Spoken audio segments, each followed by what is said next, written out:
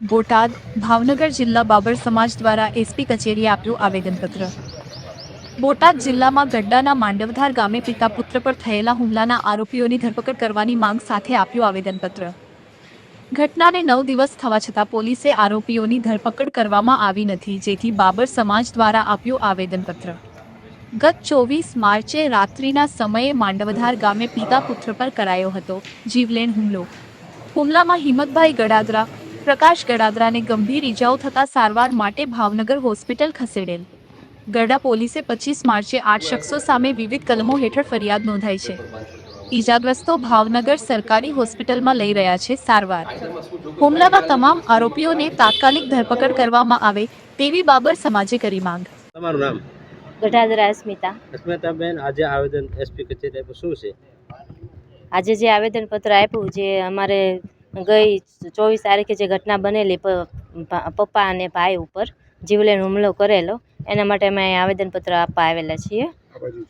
તમારી શું મુખ્યત્વે માંગણી છે? અમારી મુખ્ય માંગણી એટલી જ છે કે આજ દિન સુધીમાં હજુ ફરિયાદ કરી છતાંય હજુ એ લોકોની ધરપકડ કરવામાં નથી આવી, તો એ લોકોને જલ્દીમાં જલ્દી ધરપકડ કરવામાં આવે। નામ?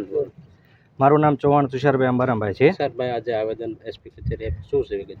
આજે અમે માંડવધારની જે બાબર સમાજના પિતા પુત્રો પર હુમલો કરવામાં આવ્યો તે અંતર્ગત બોટાદ બાબર સમાજ અને ભાવનગર બાબર સમાજના પ્રતિનિધિઓ દ્વારા એસપી સાહેબની કચેરીએ આવેદનપત્ર દેવા માટે આવ્યા છે। જે હુમલો થયો 24 તારીખે, આજે 24 તારીખના આજે 9 દિવસ થઈ ગયા, છતાં પણ આરોપીઓ 9 જેટલા આરોપીઓ છે અને જીવલેણ હુમલો કર્યો છે, અને 9 દિવસ થવા છતાં આજ દિન સુધી હજી કોઈ પણ પ્રકારની ધરપકડ થઈ નથી।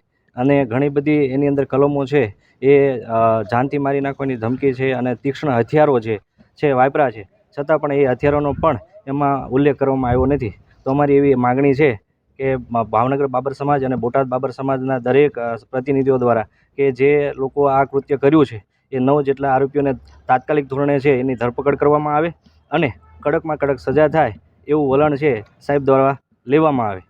બસ એ જ માગણી છે।